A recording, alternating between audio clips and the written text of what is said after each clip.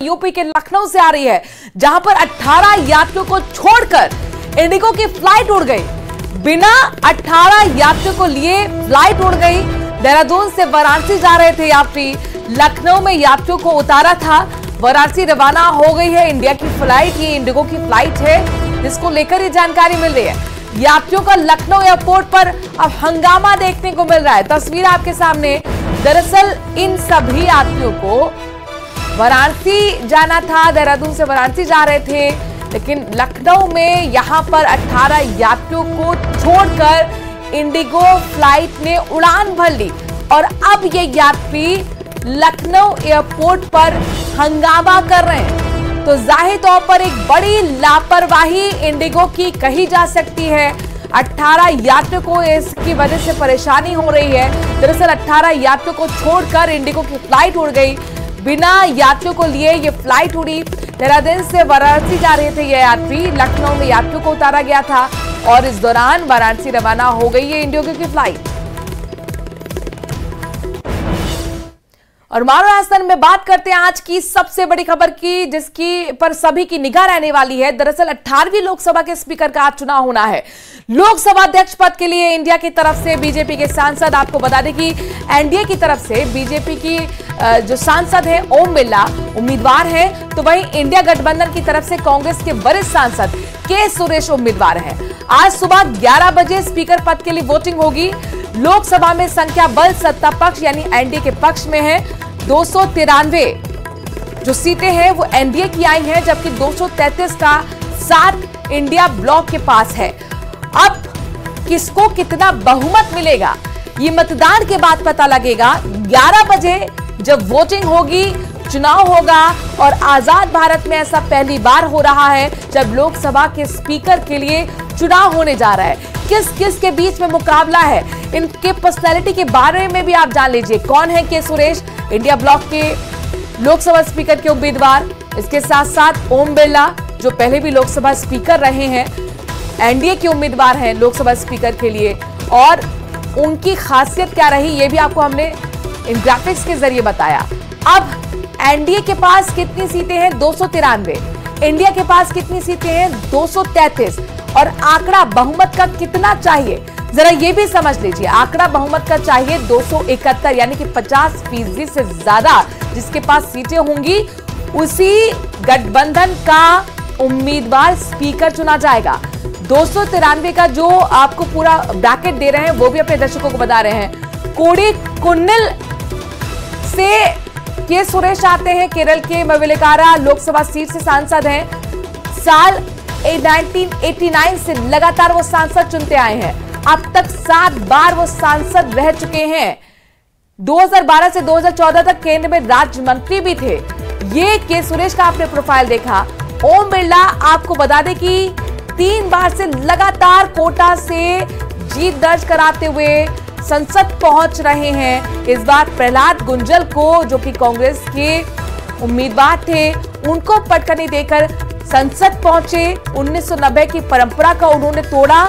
चूंकि कहा यह जाता था कि लोकसभा स्पीकर अगर कोई बनता है उसके बाद वो संसद का रुख नहीं कर पाता है, लेकिन वो जीत दर्ज कर संसद पहुंचे तो उस परंपरा को तोड़ा और आज एक और परंपरा टूट रही है।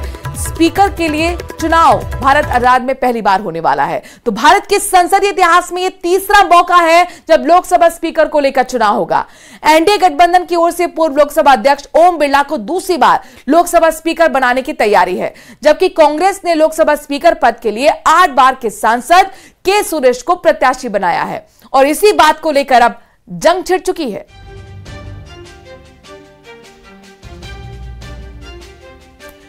तो अगर अब बात ओम बिरला की करते हैं, आपको बता दें कि और के सुरेश की आपको हम बारे में बताएं। ओम बिरला बीजेपी के वरिष्ठ नेता हैं और के सुरेश केरल कांग्रेस के कार्यकारिणी अध्यक्ष रहे हैं। ओम बिरला 2019 में भी स्पीकर थे, तो के सुरेश 2012 से लेकर 2014 तक केंद्रीय राज्य मंत्री रहे। ओम बिरला दूसरी बार स्पीकर बन सकते हैं, तो के सुरेश 1989 में पहली बार सांसद बने। ओम बिरला कोटा के बोनी से 3 बार के सांसद रहे हैं, तो के सुरेश केरल के मवेलिकारा से 8 बार सांसद रहे हैं। लेकिन सबसे बड़ी बात यह है कि बहुमत का नंबर ओम बिरला के पास है। जबकि के सुरेश को विपक्ष ने इसलिए मैदान में उतारा ताकि बीजेपी को मैसेज दिया जा सके कि विपक्ष भी मजबूत है। आइए इस पर आपको एक खास रिपोर्ट दिखाते हैं।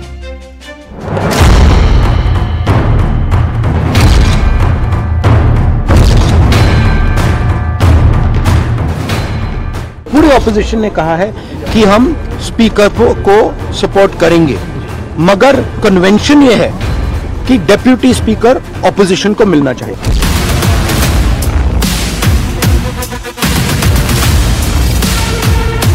जो विपक्ष की मांग यही थी कि उपाध्यक्ष विपक्ष का हो। हमारी राय पार्टी की है, वो है कि उपाध्यक्ष विपक्ष का हो। लोकतंत्र के मंदिर का स्पीकर कौन होगा? किसके आदेश के बिना लोकसभा में पत्ता भी नहीं हिल सकेगा? इसका इंतजार एनडीए के साथ पूरे इंडिया गठबंधन को है, क्योंकि इस बार हर बार की तरह सर्वसम्मति से स्पीकर नहीं चुना गया है और चुनाव के जरिए इसका फैसला किया जाएगा।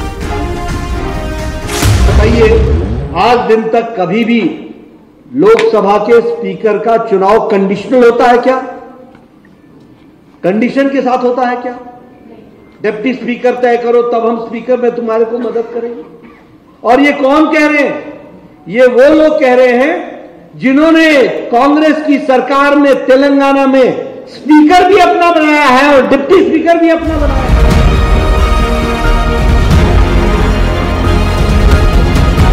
स्पीकर पद को लेकर सत्ता पक्ष और विपक्ष में आम सहमति नहीं बनी। सत्ता पक्ष ने ओम बिरला को स्पीकर पद का उम्मीदवार बनाया है, तो वहीं विपक्ष ने के सुरेश को इस पोस्ट के लिए अपने प्रत्याशी बनाया है। ओम बिरला बीजेपी के वरिष्ठ नेता हैं। के सुरेश केरल कांग्रेस के कार्यकारी अध्यक्ष रहे हैं। ओम बिरला 2019 में भी स्पीकर बने थे। के सुरेश 2012 से 14 तक केंद्रीय राज्य मंत्री रहे। ओम बिरला दूसरी बार स्पीकर बन सकते हैं। के सुरेश 1989 में पहली बार सांसद बने। स्पीकर पद के लिए दोनों उम्मीदवारों ने नामांकन दाखिल कर दिया है, यानी अब लोकसभा स्पीकर के लिए वोटिंग होनी है। पूरे ऑपोजिशन ने कहा है कि हम स्पीकर को सपोर्ट करेंगे, मगर कन्वेंशन ये है कि डिप्टी स्पीकर ऑपोजिशन को मिलना चाहिए। राजनाथ सिंह जी ने कल शाम कहा था कि वो खारगे जी को कॉल रिटर्न करेंगे। अभी तक राजनाथ सिंह जी ने खारगे जी का कॉल रिटर्न नहीं किया है। तो मोदी जी कह रहे हैं कंस्ट्रक्टिव कोऑपरेशन हो, और फिर हमारे नेता को इंसल्ट करा जा रहा है। जहां तक खड़गे जी का प्रश्न है, एक सीनियर लीडर हैं, मैं उनका सम्मान करता हूं। कल से लेकर आज तक उनसे 3 बार हमारी बात हुई। जहां तक खड़गे जी का प्रश्न है, एक सीनियर लीडर हैं, मैं उनका सम्मान करता हूं। कल से लेकर आज तक उनसे 3 बार हमारी बात हुई। दरअसल विपक्ष डिप्टी स्पीकर के पद की डिमांड कर रहा था और इसी के बाद ये तकरार भी शुरू हो गई। कांग्रेस का कहना है कि डिप्टी स्पीकर का पद विपक्ष को देने की परंपरा है। हालांकि बहुत साफ तौर पर एनडीए के साथ है, पर इस पूरी तकरार के बीच सवाल ये है कि सरकार और विपक्ष के बीच सदन की पहली टक्कर किसका होगा डिप्टी स्पीकर। कांग्रेस पार्टी ने अगर स्पीकर पद को चुनौती देने के लिए नामांकन पत्र बढ़ाया है तो ये अफसोस की बात है, क्योंकि आज तक स्पीकर पद को लेकर के चुनाव नहीं हुआ है। और जब बात किया, कांग्रेस के नेता आए थे और माननीय राजनाथ सिंह जी, माननीय गृह मंत्री अमित शाह जी और एनडीए के सारे लीडर्स, हम लोग सब थे वहां। कांग्रेस के नेता ने आकर के कंडीशन लगाया कि अब डिप्टी स्पीकर पोस्ट देने से तब हम स्पीकर को समर्थन करेंगे। इंडिया ब्लॉक ने भी स्पीकर पद के लिए अपना उम्मीदवार घोषित कर दिया है। नहीं तो ये अच्छी बात है, क्योंकि इस बार विपक्ष बहुत मजबूत है, तो अगर अपना स्पीकर चुना है तो अच्छी बात है। यानी अब सारा खेल नंबर का है, क्योंकि जिस तरह लोकसभा चुनाव के परिणाम एनडीए के पक्ष में आए हैं, कुछ ऐसी ही तस्वीर लोकसभा स्पीकर के चुनाव की देखने वाली है। इसके बावजूद बिना लड़े विपक्ष पीछे हटने के मूड में नहीं है। मोदी के साथ 293 सांसदों का दम है, तो राहुल गांधी के साथ 233 सांसद है और अदर 16 सांसद फिलहाल किसी के साथ नहीं है। अब एनडीए और इंडिया गठबंधन की नजर उन 16 निर्दलीय सांसदों पर है, जो एनडीए को 300 पार और विपक्षी गठबंधन को मुकाबले में बनाए रख सकते हैं, जो बेहद ही रोचक होने वाला है। Bureau report, news 18। Rahul Gandhi Lok Sabha में नेता प्रतिपक्ष होंगे। विपक्ष के इंडिया गठबंधन ने राहुल गांधी को लोकसभा में नेता प्रतिपक्ष बनाने का फैसला लिया है। कांग्रेस अध्यक्ष मल्लिकार्जुन खड़गे के घर पर हुई इंडिया ब्लॉक की बैठक में यह फैसला लिया गया कि राहुल गांधी लोकसभा में नेता विपक्ष होंगे। राहुल गांधी लोकसभा में नेता प्रतिपक्ष होंगे। विपक्ष के इंडिया गठबंधन ने राहुल गांधी को लोकसभा में नेता प्रतिपक्ष बनाने का फैसला किया है। कांग्रेस अध्यक्ष मल्लिकार्जुन खड़गे के घर हुई इंडिया गठबंधन की बैठक में यह फैसला लिया गया कि राहुल गांधी लोकसभा में नेता विपक्ष होंगे। इंडिया गठबंधन की बैठक के बाद इसका ऐलान किया गया। कांग्रेस नेता केसी वेणुगोपाल ने कहा कि राहुल का नाम प्रोटेम स्पीकर को भेज दिया गया है। We are ready to support, provided there should be a thinking that deputy speaker position should be given to opposition. Then there was no reply. We are waiting. If they are ready to at least give the deputy speaker to opposition. कुछ दिनों पहले Congress working committee की बैठक के दौरान सर्वसम्मति से राहुल गांधी को लोकसभा में विपक्ष का नेता बनाने की मांग उठी थी। बैठक में कांग्रेस वर्किंग कमेटी के सदस्यों ने प्रस्ताव पारित किया था कि राहुल गांधी को लोकसभा में पार्टी का नेता नियुक्त किया जाना चाहिए। राहुल गांधी ने इस प्रस्ताव पर सोचने का वक्त मांगा था और अब राहुल गांधी को नेता विपक्ष बनाने का फैसला ले लिया गया है। AIMIM प्रमुख और हैदराबाद से लोकसभा की सीट से सांसद असदुद्दीन ओवैसी ने एक बार फिर से विवाद खड़ा कर दिया है। मंगलवार को लोकसभा में सांसद पद की शपथ के दौरान ओवैसी ने जय फिलिस्तीन का नारा लगा दिया। ओवैसी ने जय भीम, जय तेलंगाना के साथ जय फिलिस्तीन का भी नारा लगाया, जिसके बाद संसद और बाहर उनके खिलाफ विरोध शुरू हो गया। असदुद्दीन ओवैसी के इस नारे पर सबसे पहले केंद्रीय मंत्री शोभा करंदलाजे ने ऐतराज जताया। इसके बाद केंद्रीय मंत्री जी किशन रेड्डी ने ओवैसी के नारे पर आपत्ति जाहिर की।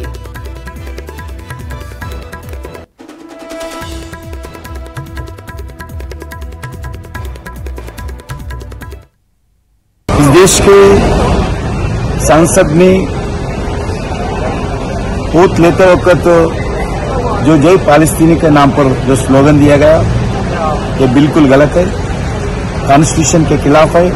एक तरफ कॉन्स्टिट्यूशन के नाम पर स्लोगन देते हुए दूसरा तरफ कॉन्स्टिट्यूशन के खिलाफ ये स्लोगन देना और भारत में रहकर फालस्तीना का गाना गाना बिल्कुल गलत है। एक मेंबर ने शपथ लेने के बाद जय फिलिस्तीन का नारा लगाया, तो मैं अभी उसको रूल्स के मुताबिक जो चेयर में है उनसे बात करता हूं इसका क्या करना है, क्योंकि हम किसी देश का विरोध और किसी देश से दुश्मनी नहीं है, लेकिन भारत के सदन के अंदर किसी और देश का लेकर के जयकार करना ये मैं सही नहीं मानता हूं।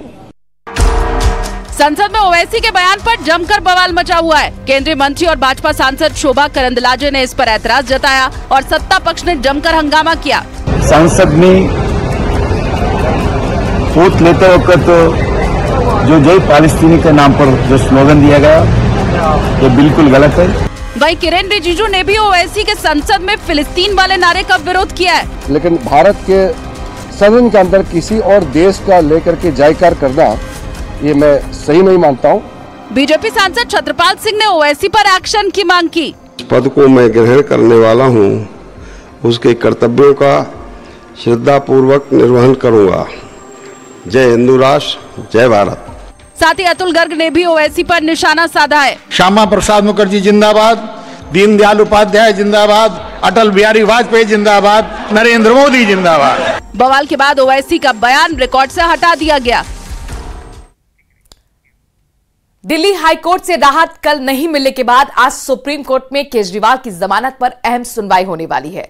इस बीच केजरीवाल से जुड़ी दूसरी बड़ी खबर यह है कि सीबीआई ने तिहाड़ जेल में केजरीवाल से पूछताछ की है। तिहाड़ जेल सूत्रों के मुताबिक कोर्ट की परमिशन से मंगलवार को सीबीआई की एक टीम तिहाड़ जेल पहुंची थी और टीम ने अरविंद केजरीवाल से शराब घोटाले मामले में पूछताछ की। सूत्रों की माने तो सीबीआई आज राउज एवेन्यू कोर्ट से केजरीवाल को रिमांड पर लेने की कोशिश करेगी, यानी सुप्रीम कोर्ट में सुनवाई से पहले केजरीवाल की मुश्किलें एक बार फिर बढ़ती हुई दिखाई दे रही हैं।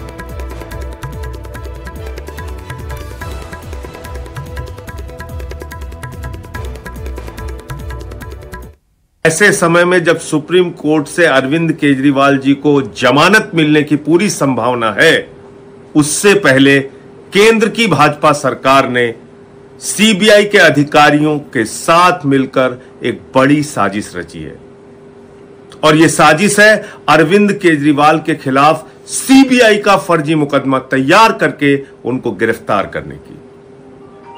पूरा देश देख रहा है बीजेपी की जाति, पूरा देश देख रहा है केंद्र सरकार का जुर्म, पूरा देश देख रहा है उनका अत्याचार और अन्याय, और पूरा देश केजरीवाल के साथ खड़ा होगा इस अन्याय, इस अत्याचार, इस झूठे मुकदमे के खिलाफ। कैसे न्याय मिलेगा इस देश के अंदर अगर ऐसे ही झूठे मुकदमे लगा लगा के केजरीवाल को जेल में रखने के उद्देश्य से, उनकी राजनीति को खत्म करने के उद्देश्य से, आम आदमी पार्टी को बर्बाद करने के उद्देश्य से ये कार्रवाइयां की जाएंगी।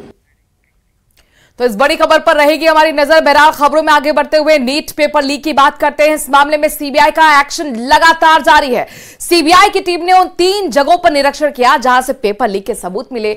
सीबीआई की एक टीम पटना में learn boys hostel and play school पहुंची, जहां स्कूल में छात्रों को बैठाकर पेपर रटवाने का दावा किया गया है। जांच टीम को यहां से ही जले हुए प्रश्न पत्र और आंसर शीट भी मिली थी। इसके अलावा टीम पटना एयरपोर्ट के पास गेस्ट हाउस का भी निरीक्षण करने पहुंची और दानापुर में सिकंदर के किराए वाले कमरे पर भी सीबीआई की टीम पहुंची है।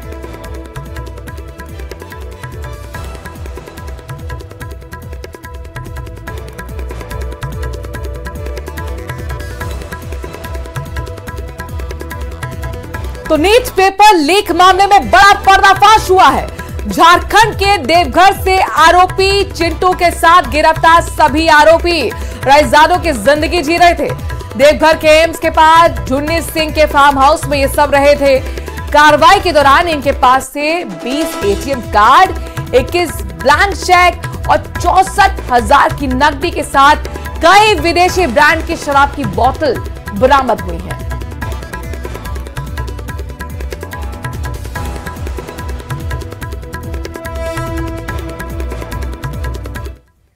और इस वक्त की बड़ी खबर, यूपी में पेपर लीक मामले पर योगी सरकार एक्शन में है। योगी सरकार पेपर लीक मामले पर अध्यादेश लाएगी जिसे यूपी कैबिनेट ने मंजूरी दे दी है। इस अध्यादेश में पेपर लीक के दोषी को आजीवन कारावास का प्रावधान है, जबकि दोषी को 1 करोड़ रुपए का जुर्माना भी देना पड़ेगा।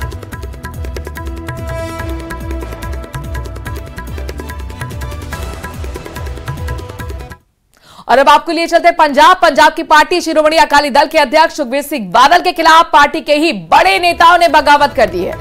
लोकसभा चुनाव में पंजाब में मिली करारी हार के बाद पार्टी के अंदर सुखबीर सिंह बादल का विरोध शुरू हो गया है। खबर है कि पार्टी के कई बड़े नेताओं ने तो बादल को पार्टी का पद छोड़ने के लिए भी कह दिया है। जिसके बाद आज शिरोमणि अकाली दल की वर्किंग कमेटी की बैठक बुलाई गई है, जिसमें कई बड़े फैसले हो सकते हैं।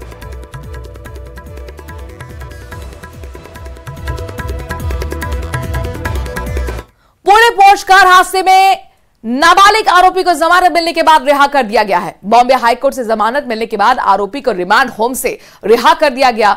वो 22 मई से रिमांड होम में बंद था। पुणे में हुए पोर्श कार हादसे मामले में बॉम्बे हाईकोर्ट ने नाबालिग आरोपी को जमानत दे दी। जुवेनाइल कोर्ट के आदेश पर आरोपी नाबालिग 22 मई से पुणे के रिमांड होम में बंद था, जिसके बाद आरोपी की रिहाई के लिए उसके वकील ने बॉम्बे हाईकोर्ट में अपील की थी। नाबालिग आरोपी की रिहाई के लिए उसकी चाची ने कोर्ट में याचिका दाखिल की थी, जिस पर सुनवाई करते हुए बॉम्बे हाईकोर्ट ने उसे कल जमानत देते हुए रिहा करने का आदेश सुनाया। दूसरी तरफ इस हादसे में जान गंवाने वाले लोगों के परिवार वालों से राज्य के मुख्यमंत्री एकनाथ शिंदे ने मुलाकात की। 19 मई को पुणे में उस नाबालिग आरोपी की पोर्श कार ने स्कूटर सवार 2 लोगों को टक्कर मार दी थी, जिससे उनकी जान चली गई थी। राजस्थान के भिलवाड़ा के सुभाष नगर थाना क्षेत्र में स्थित एक निजी अस्पताल के मैनेजर पर 6 से ज्यादा बदमाशों ने हमला बोल दिया। इस दौरान उन्होंने अस्पताल के मैनेजर के साथ गंभीर मारपीट की। इतना ही नहीं, बदमाशों ने अस्पताल में तोड़फोड़ भी की। मारपीट की पूरी घटना अस्पताल परिसर में लगे सीसीटीवी कैमरे में कैद हो गई। वहीं पुलिस ने अस्पताल मैनेजर की रिपोर्ट के आधार पर ही मामला दर्ज किया है और अब जांच तेज कर दी है।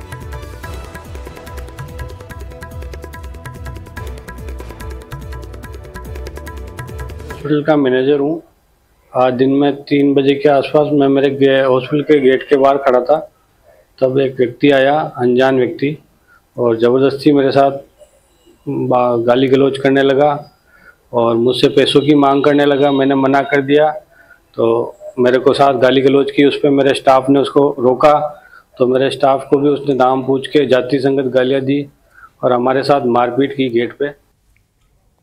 भिलवाड़ा के सुभाष नगर इलाके में पुराने विवाद के चलते एक युवक ने सड़क पर चल रही युवती पर हमला कर दिया। इस दौरान युवक पीड़िता के साथ अभद्र व्यवहार करता हुआ नजर आया। वहीं पीड़िता की मदद के लिए आवाज लगाने के बाद आसपास के लोग थे बीच बचाव के करने के लिए आए और पूरे घटनाक्रम में युवक घायल हुआ।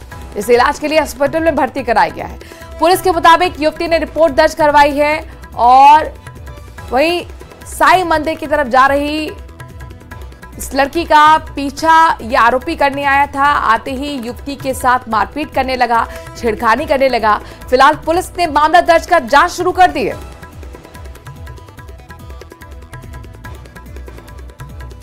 आरके कॉलोनी, मैं तो मेरे घर से निकल रहा था, मामा मीट वाली गली दारू गोदाम के पीछे डेयरी के यहाँ पर, तो ये गांधी और साइड नाम है इसका, ये भगता हुआ आ रहा था तो इसके सिर में खून आ रहे थे, तो आके सीधा हमारे गाड़ी के सामने गिरा यहाँ पे।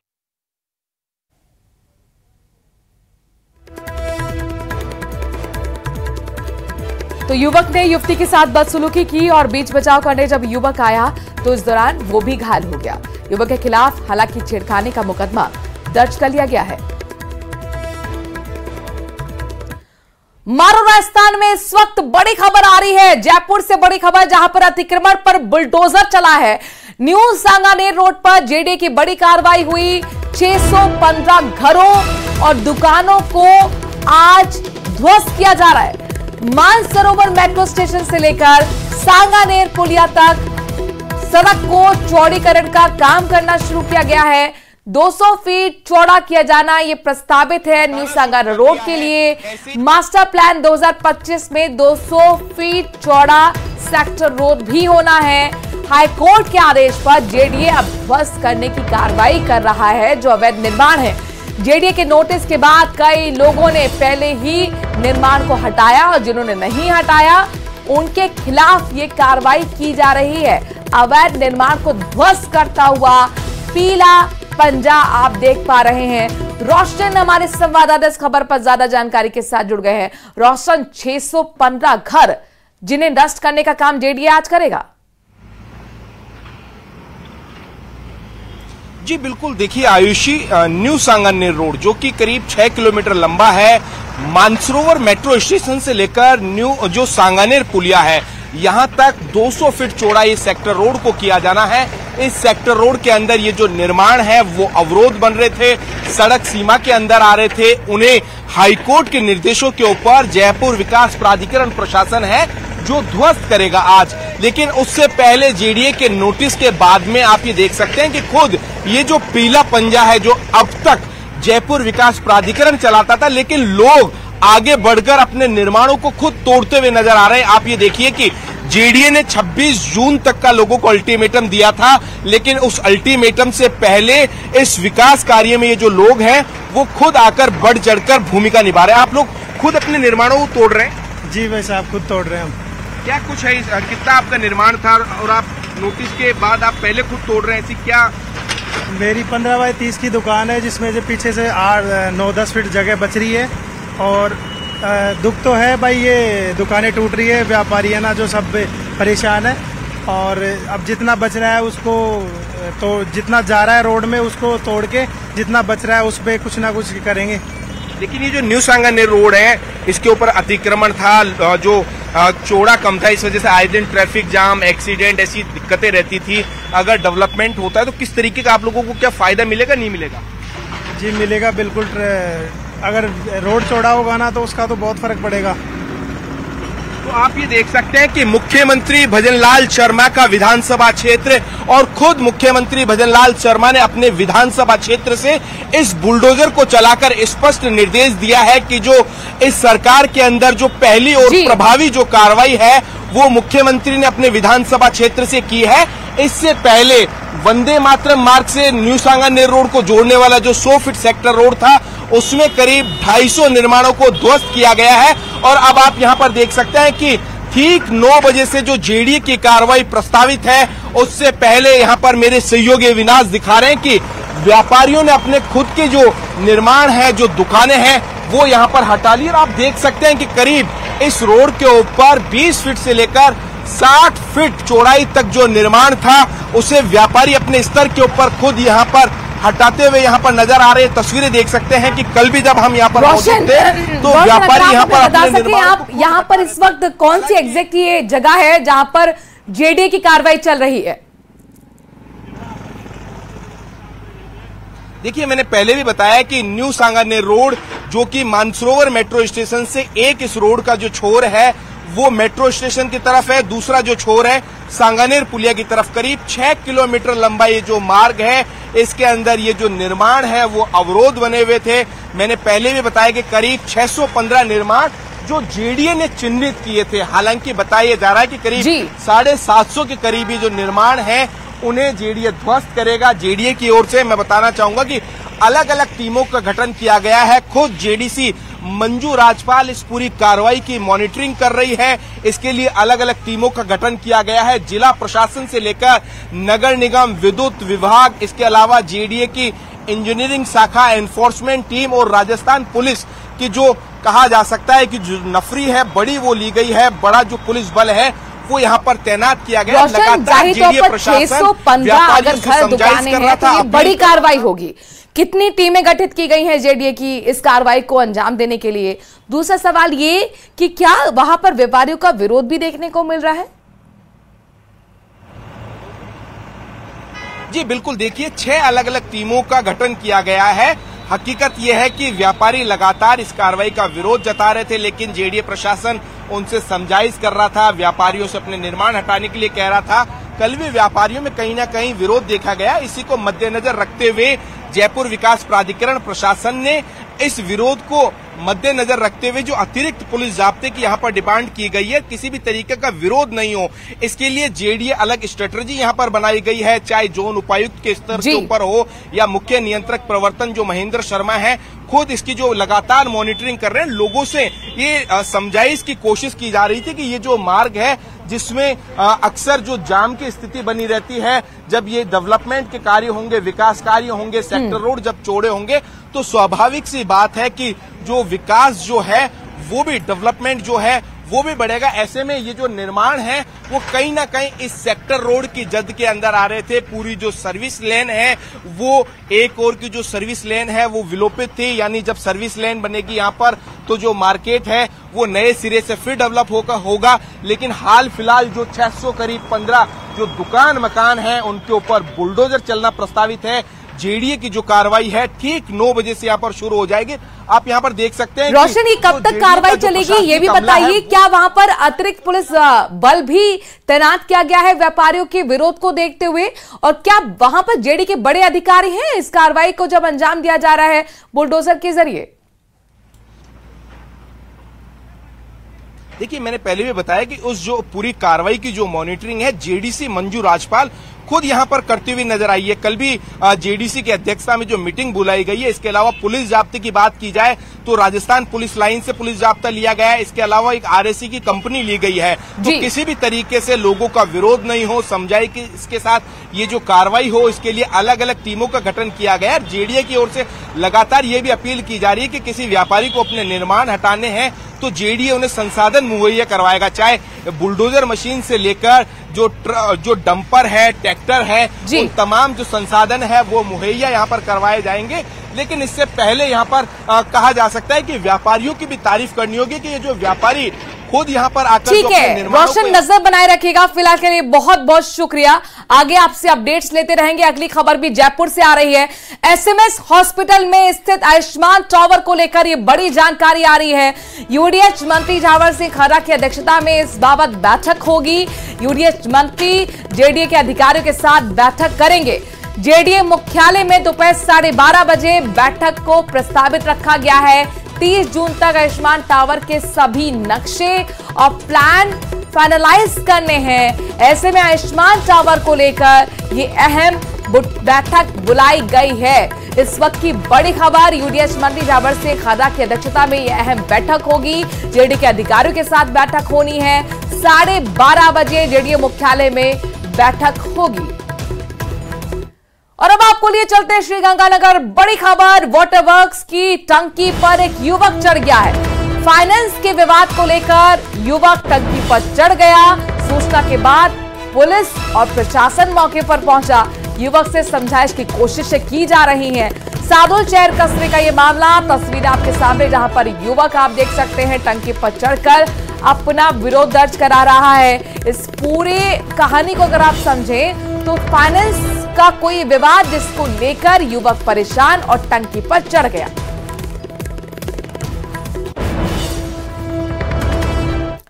और इसी के साथ मध्य राजस्थान में आज के लिए इतना ही। आगे देखिए गोरबन।